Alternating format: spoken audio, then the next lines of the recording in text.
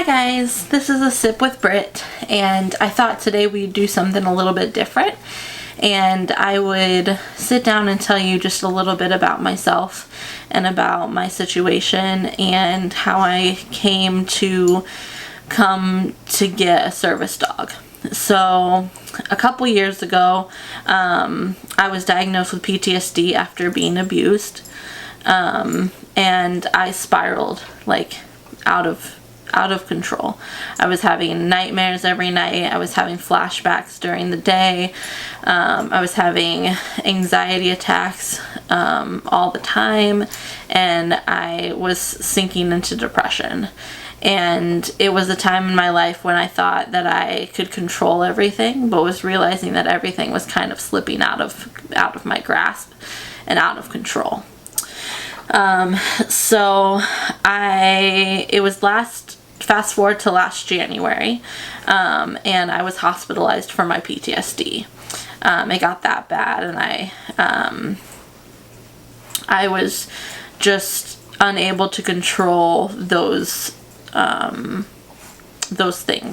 the flashbacks and the nightmares and the anxiety attacks and the depression. I was unable to control it. So I was hospitalized, and I remember hearing about service dogs, and I remember talking to my doctor, and they told me just a little bit about what it was like to have a service dog and what a service dog did for somebody like me, somebody who had PTSD. And I remember as they were telling me just about what this dog's able to do, how the dog's able to stop the anxiety attacks, how the dog's able to wake you up from nightmares, and how the dog's able just to be a constant companion during, anxiety attacks, and sort of make you happier when you're in a state of depression. I remember being really excited about that. And the doctor wrote me a letter of recommendation saying that I would be a good candidate for a service dog.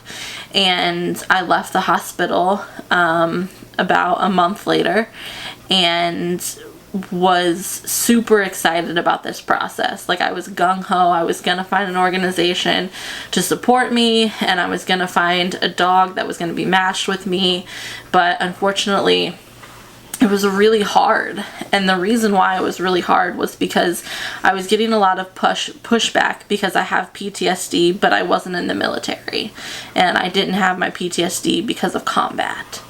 And a lot of people don't know that, rape victims and people who are abused and people who go through hard things also get PTSD, and it's just something that's not talked about a lot. And because it's not talked about a lot, there's not a lot of help for people who have PTSD who do want a service dog. Now, there are organizations out there, and luckily I was able to find one named the Northern Indiana Service Dogs. And I was able to talk to one of the leaders named Rachel and just explain my situation. And I was able just to share with her, about my flashbacks, about my night terrors, and what I was really looking for in a dog. And she was like, you know what? I have the perfect dog for you. And she showed me a picture of an itty-bitty little puppy. And she's like, this is Ace. And she said, if you want, you can reserve Ace, and we can train Ace to be your service dog. And at that moment, I was like, without thinking about it, I was like, yes, I want this to happen. So I put down the deposit for Ace, and I was head over heels in love with him the moment that I saw the gazillion pictures that I was getting from the people who were training him every weekend. I would get new pictures, and I would show them to my friends, and I would show them to my parents, and I would show them to my siblings, and everybody was super excited to see them. But the thing that was difficult about this process is that Ace is expensive. Ace is $10,000 expensive. And for somebody like me who has PTSD, but it is not a military and who did not get their PTSD through combat, it's hard to get support and to get people to donate to help raise money for a service dog like that. So right now, out of the $10,000, I have about $2,000, maybe $3,000.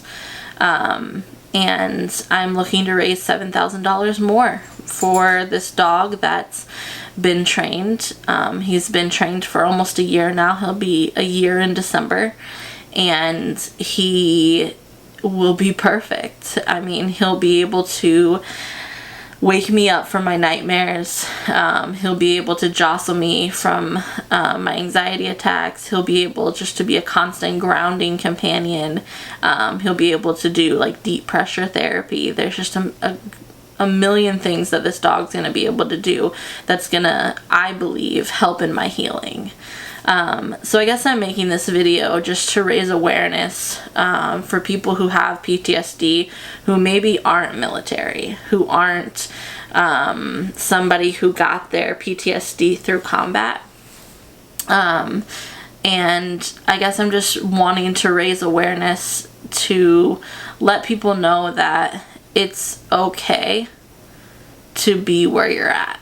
Like, it's okay to have PTSD and to want to talk about it, because it's a very taboo topic in our society today, and nobody wants to hear how you're suffering, and nobody wants to hear how heavy your story is.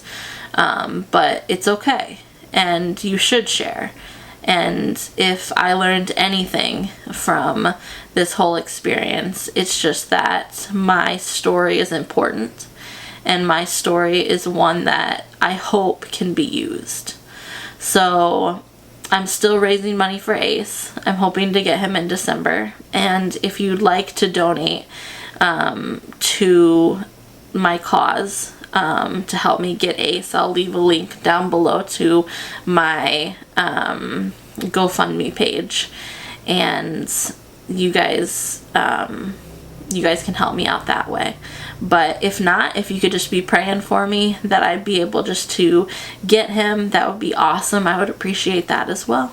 So I hope this has been a good informational video. I'm hoping to do more videos like this in the future, just to give a little talk and just share where I'm at and where my thought processes are. So I hope you have a good night.